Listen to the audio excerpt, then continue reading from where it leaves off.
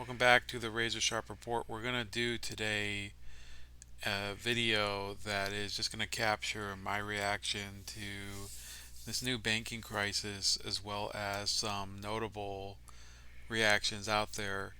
I'm going to try to explain this crisis as best as I can understand it. I'm not some sort of monetary or banking guru, um, despite my ethnicity. So, sorry. I know I just canceled myself for taking a shot at my own tribe. But anyway, basically, what's happened is that this phase of an ongoing economic depression that is starting to unfold. It began on Friday. Okay, so Silicon Valley Bank, which is, I believe they said it's the 18th largest bank in the country by capital holdings. It failed, and it had to be taken over by the Federal Deposit Insurance Corporation, which insures depositors for the value of their holdings in certain banks. So not all banks are insured with the FDIC, but Silicon Valley Bank did did happen to have insurance.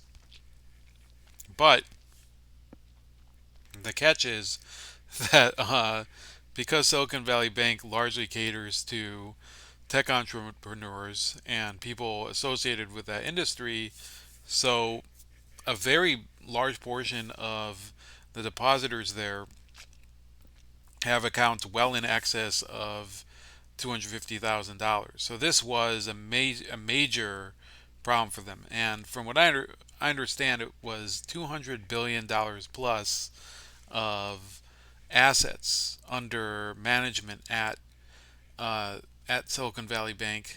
And what transpired over the weekend was that a different bank called Signature Bank of New York also joined in, basically falling apart. This was a bank that was more closely connected to crypto.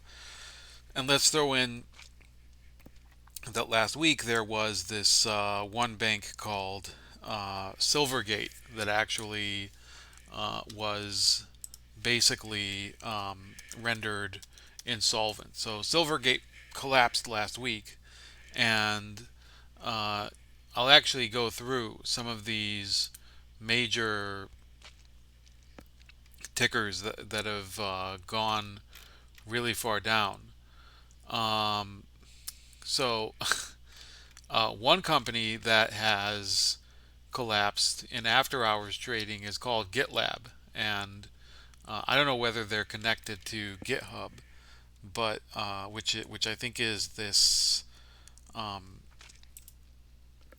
I'm not going to speculate too far, but I think GitHub is a way that people actually uh, people use their technology in order to, um, I think make different applications on computer desktops. So GitLab is losing 31% of its value just now. I'm not sure exactly why. Uh, so it's a very strange week. But um, there's First Republic.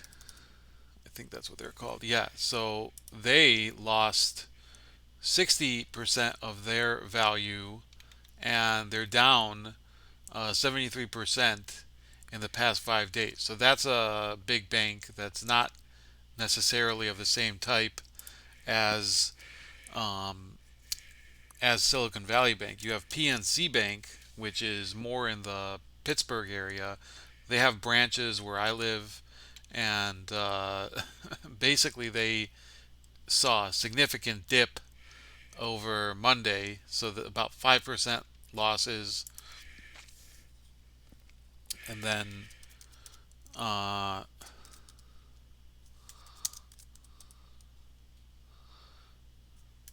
there was forget what they were called, but um,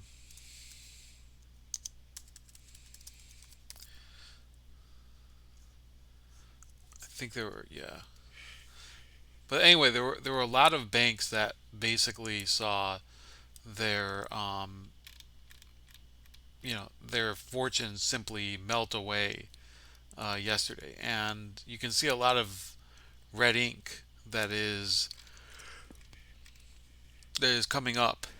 Let me see here. Key Corporation, major company in the Midwest. I actually know somebody who works there, so they lost about 27% of their value. So these are corporations that are not necessarily these banking corporations, not necessarily found in just Silicon Valley. In fact, what I thought was pretty ridiculous was this article by Michael Hiltzik, which he wrote on Friday, and it said, um, you know,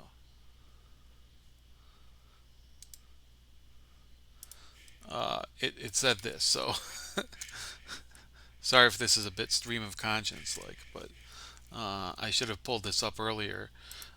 This column said the Silicon Valley bank collapse is Silicon Valley's problem, not yours. And he said all banking crises throughout history have a shared common element. Short-term depositors try to withdraw their money from institutions locked into long-term assets. And this is basically he says later this is a good old bank run. Uninsured depositors will get an advanced dividend within the next week and a chip for their uninsured funds. The FDIC says they may ultimately receive more of their money back, but didn't say how much or when. The agency also advised borrowers from the bank to keep making required payments on their loans. The bank had reported in its latest annual report that 87.5% of its $173.1 billion in deposits were uninsured as of the end of 2022, a signal of its rapid growth in the hypercharged Silicon Valley economy of recent years. The bank's collapse has inspired a predictable round of hand-wringing in the financial commentariat. At one point Friday, soon after the announcement from the California regulators and FDIC, a blurb at CNBC.com tied the bank collapse to Friday's loss by the Dow Jones Industrial Average, the Dow's fourth down day in a row.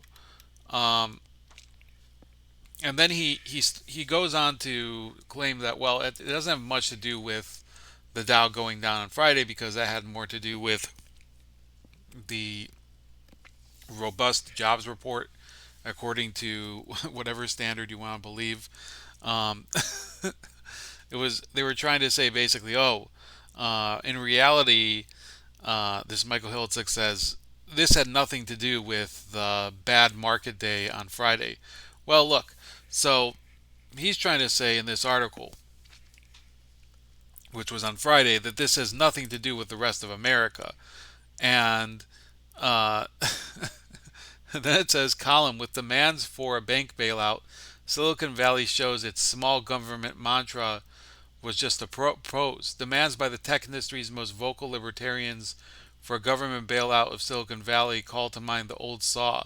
The goal in business to privatize profits and socialize losses. So Hiltzik's attitude is very similar to that of a lot of people from the very, the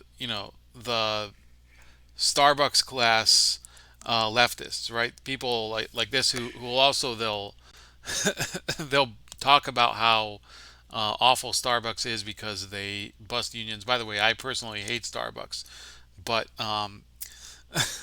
they try to show themselves to be supporters for workers' rights. Um, he says Wall Street Journal tells us to weep for the plight of the very, very rich. Well, let me tell you something. His whole premise that the Silicon Valley collapse is only Silicon Valley's problem is not true.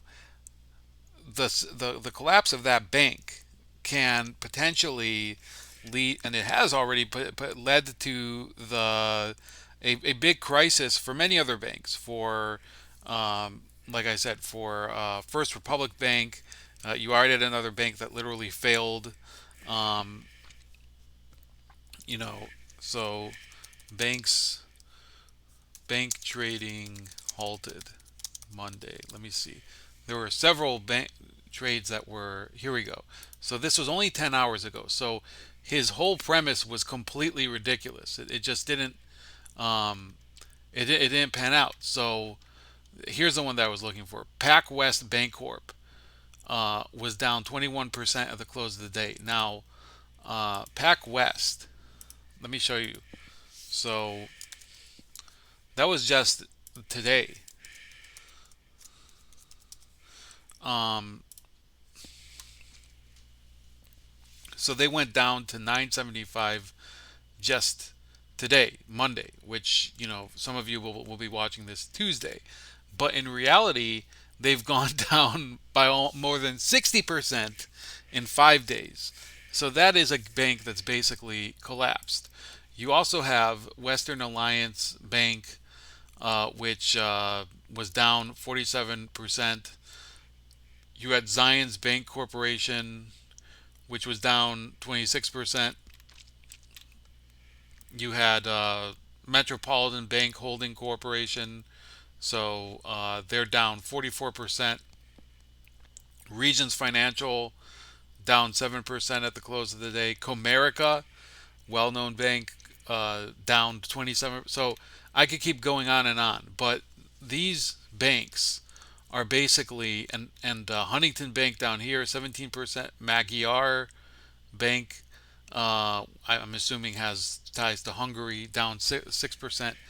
This is not some small issue that's only limited to what's happened in Silicon Valley. This is so his premise is so ridiculous because it runs on this uh, idea that this is some small issue that is only limited to the people who deposited there or the investors or people that are in the industry over there in tech over in Silicon Valley, and therefore you shouldn't worry, or also that it's only their responsibility. No, um, the reality is that there's many banks that are doing the practices that led to the collapse of Silicon Valley Bank, and many of them are now exposed, and also many of them are exposed directly to this bank's liabilities as well. Their, what I would call some of their commoditized debts, right? So, um, to explain exactly what happened there, Silicon Valley Bank was taking these massive deposits, and they couldn't really find in the niche market that they were in terms of uh, depositors. They couldn't find really good people to lend to. So what did they end up doing? They plugged a ton of money into U.S. Treasury bonds. And I believe the ones that it said that they were buying up were 5 year bonds. And at the time that they were buying them, the interest rate was really, really low. And then, for reasons that I'll get into in a moment, um, basically the interest rate started to go up. Why? Because of the expanding money supply. So the interest rate started to go up after they'd already bought the the treasury bonds. Therefore, they were technically losing money because they basically bought the bonds at a very conservative rate. So in any case, that investment could have still borne fruit if it had been allowed to mature. That means that they would have had to wait the 5 years or however long the period it was, and wait for the bond to mature, and then they would have gotten their 1% interest rate per year. And obviously, things could have been better, but they would at least have the money. But unfortunately for them, a lot of their depositors started to come to the bank and say, hey, we need to take money out now in order to make payroll, and in order to actually utilize it, we need you to give it to us. And Silicon Valley Bank didn't have it, and instead they had to liquidate a lot of their long-term holdings, and they ended up doing that at a loss.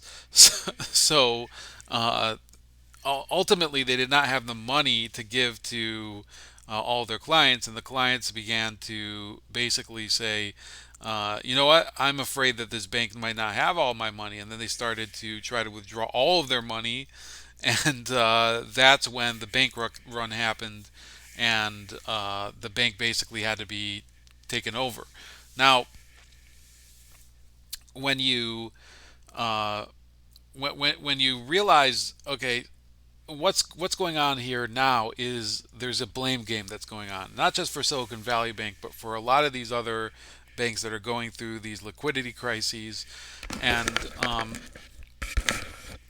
you have Republicans that are pointing at President Biden. You have Democrats that are pointing the other way. They're pointing at Donald Trump over a 2018 law that he signed that basically removed some level of scrutiny from banks that were of this size. Uh, so, what's my opinion on this? Okay, I don't think that either president bears full responsibility for what happened, but they both bear responsibility. And unfortunately, the main cause of what happened was this overinflating of the economy, and consequently, the Treasury bond rate started to rise. Right, so um, when the government goes further and further into debt, they need to raise the interest rate on their treasury bonds in order to encourage people to buy more, and therefore recover some of the money that the government is in debt for. So the government is trying to raise the money in order to pay its own debt. What better way than to get people to buy bonds off of them and then have to pay them back later? Unfortunately, if the bond rates are too low, then people don't really see an incentive to actually invest in the bond. So it becomes a self-perpetuating failure. Okay, so if the government sees a way to raise money by offering higher interest rates for shorter-term bonds, by the way, in some cases we've seen, and I'm not the person to give the details on this, but you've seen inversions where shorter-term bonds are actually yielding higher interest rates than longer term bonds, which is supposed to be the exact opposite. In fact, I've heard that there's some cases where the low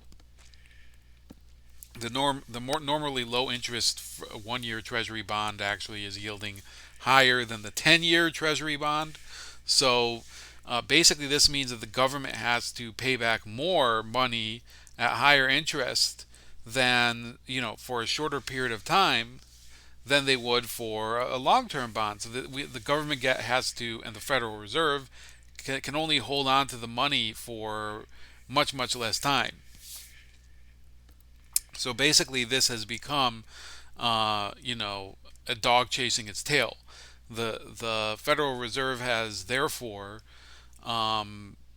played into this game with the rest of the economy, and as much as it's trying to guide America out of a long-term recession and the resultant pain and suffering that's going to cause, the more now it's actually increasing the chances that it's going to cause a much longer recession, or if it decides to bail out a lot of these banks, as they already are starting to do, they're going to cause a real depression. And I think people should be at least concerned about what's going on.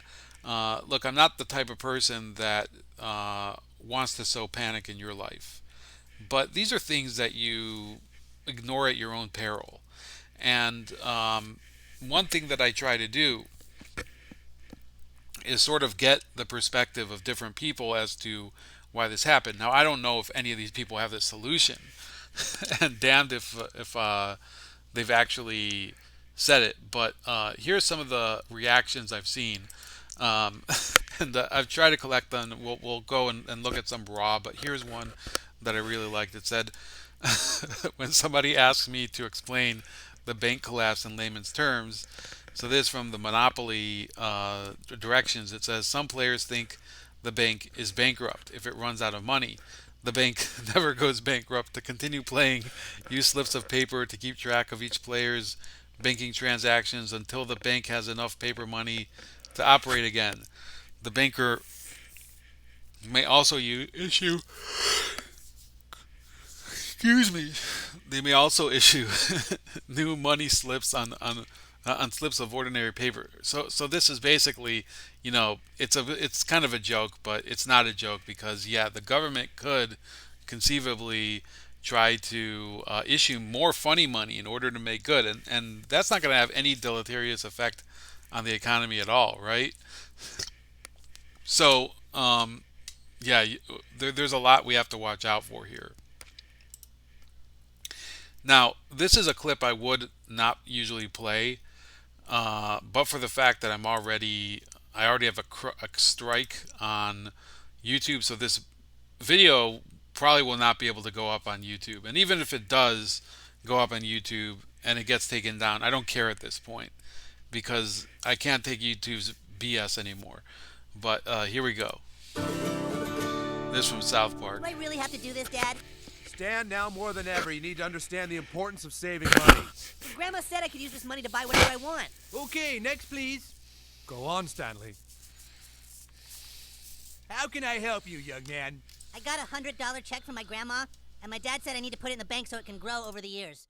Well, that's fantastic. A really smart decision, young man. We can put that check in a money market mutual fund. Then we'll reinvest the earnings into foreign currency accounts with compounding interest, and it's gone.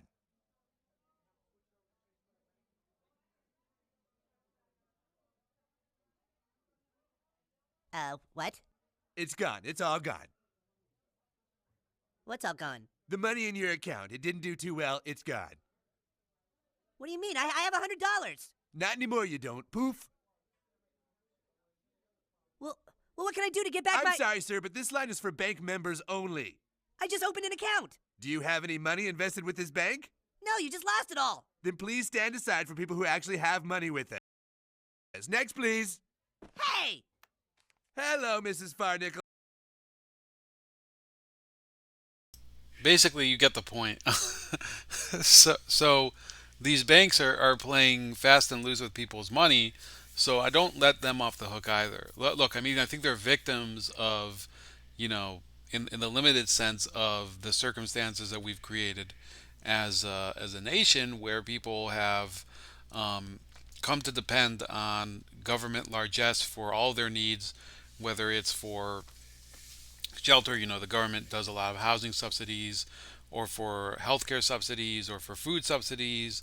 All of these different things are being basically pumped up and inflated, basically with, with dope by the U.S. government, by the Treasury and the Federal Reserve, and by Congress, and yet people don't seem to get richer, and people also don't seem to be able to get independent of any of these institutions. They seem to end up being more dependent on these.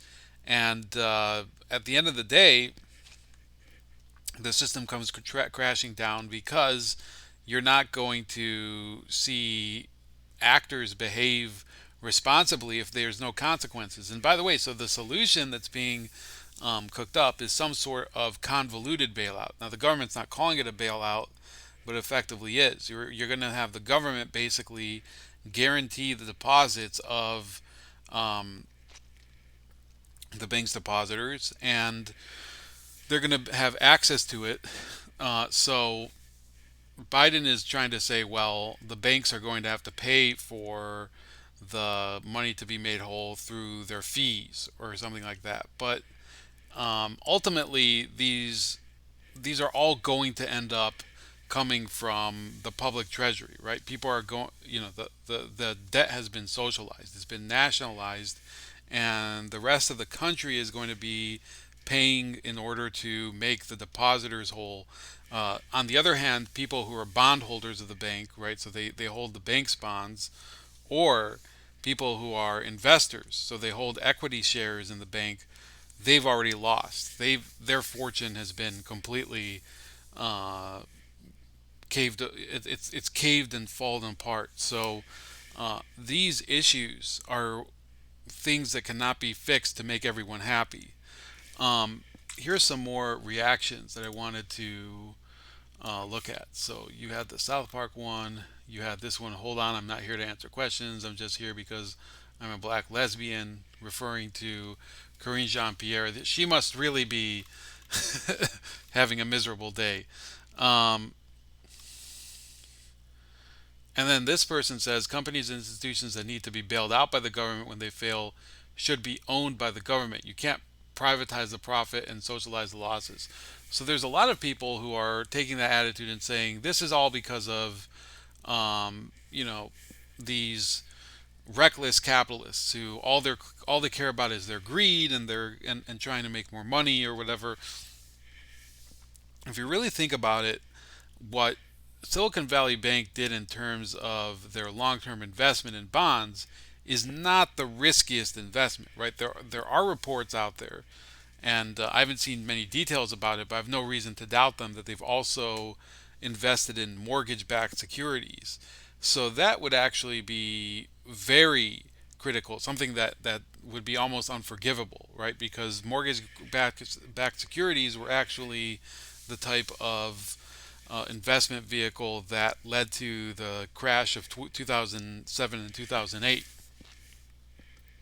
But this idea that, well, it's their fault because they played fast and loose, I think is absurd. It's, yes, SVB, they didn't monitor their own situation well enough, or they weren't honest enough with their depositors, or they decided to abandon ship and give themselves bonuses, give themselves bonuses, the executives, before dumping the stock and basically leaving the bank high and dry. All those things are true, and yet the predicament that they found themselves in was caused by government spending and Fed expansion of the money supply.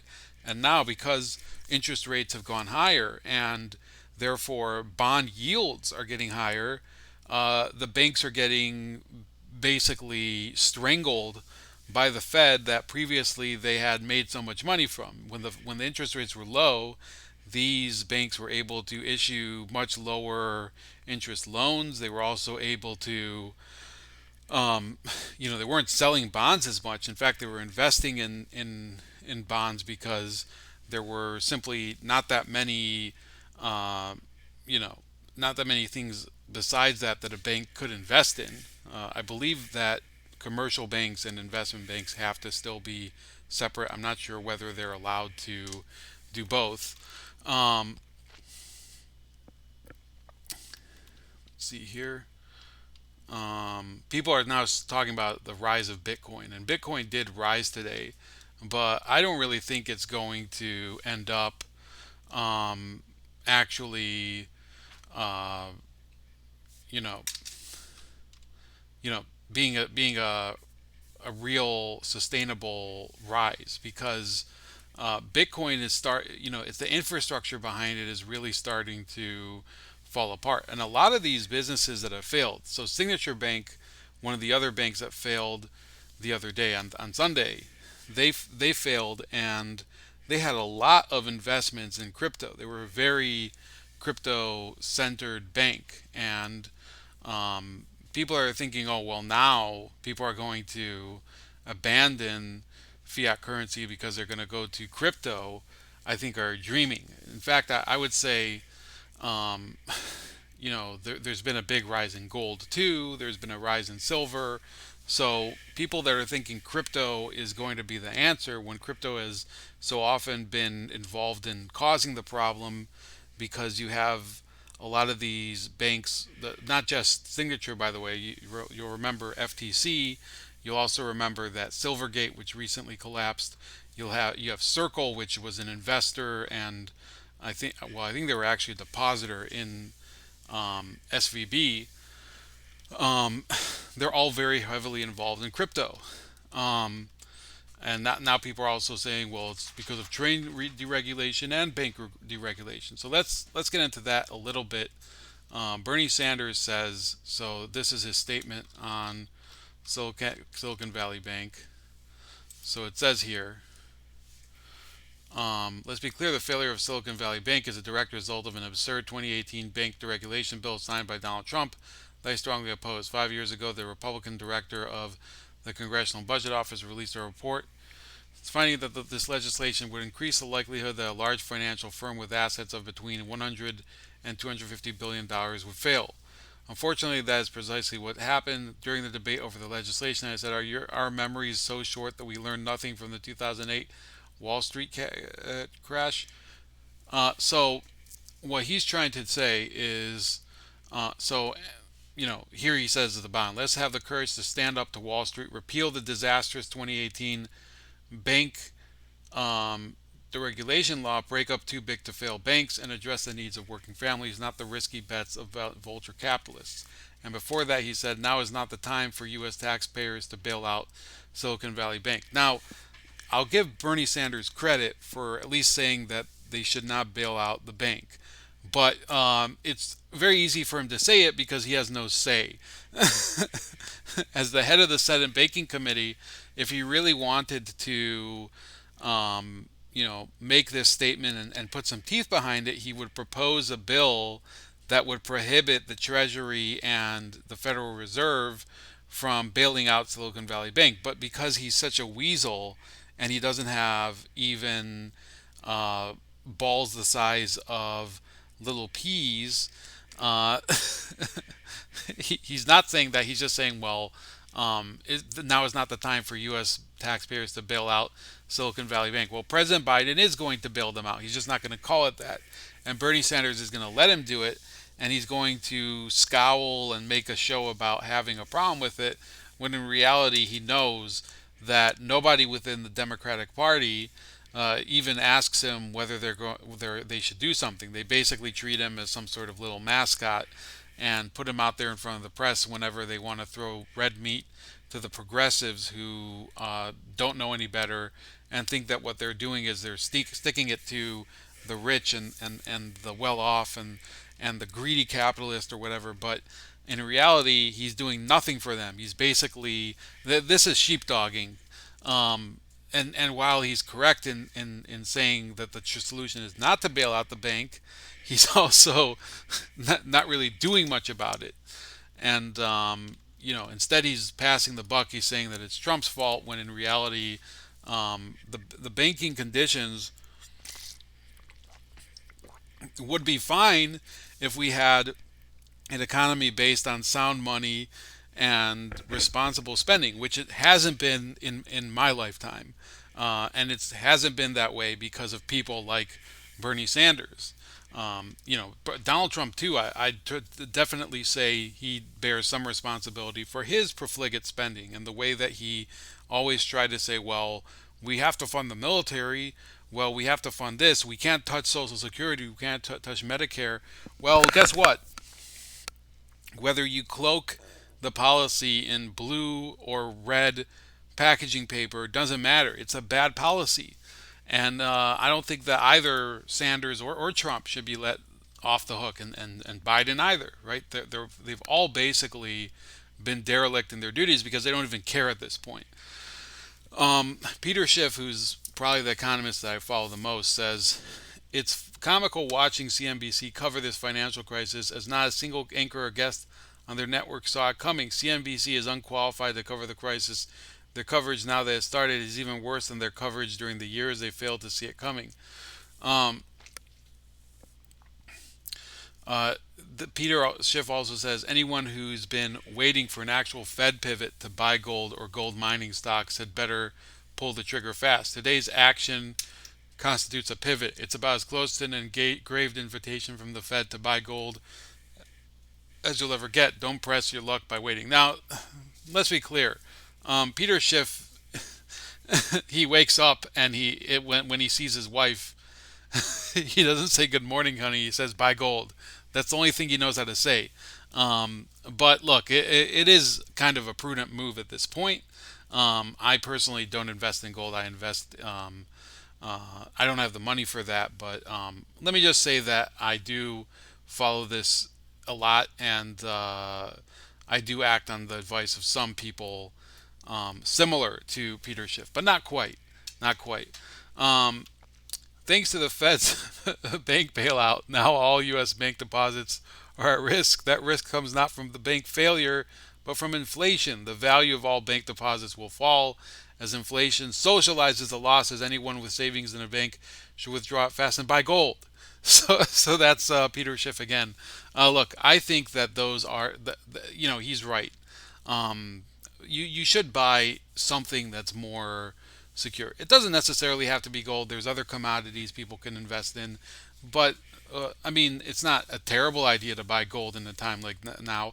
And just because people like him are saying to buy gold doesn't mean that you're going to have to hold on to it forever. You're going to have to walk into your storage room and you'll open that stupid little box and be like and you're like what am I going to do, spend this, right? It's very strange. I don't know exactly how this type of economy will end up working, but Lord knows that the economy as it is now is not doing very well. So that's about it. These are my comments on the beginning of this banking collapse, which I don't think will end anytime soon, but, hoping for the best. And I don't wish any ill will towards the people at Silicon Valley Bank. Really, the politics to me are irrelevant. And, I don't agree with the way that they manage their bank, but the people that deposited, the people that ran their business from the bank, you know, I would say that it's wrong to hope that people fail if you don't know exactly what their motives are and what the reasons are behind them. So, withholding judgment until then. Please like, share, and subscribe. I also have two articles out on American greatness just in the past week or so. One's called Chicken Hawk Down. Didn't do an article on that, um, but it's about the anti-war movement and the pro war propaganda, and reconciling the two, and seeing through the BS without buying into either side's weird obsessions. Right? There are people who call themselves peace activists who are actually literally just in favor of Russia. Not that there's anything wrong with that. If you can advocate for any side you want, just don't call yourself pro-war, right? Or sorry, don't call yourself anti-war. You're pro-war. You're just on the other side of it, right? I've taken the attitude that I'm anti-war. I don't want either side to win. I want the war to be over and people to stop suffering. And then the other one, also about Ukraine, is about the war profiteering of Lieutenant Colonel Alexander Vindman. So please read that. I might do an article on that soon. And have a great night.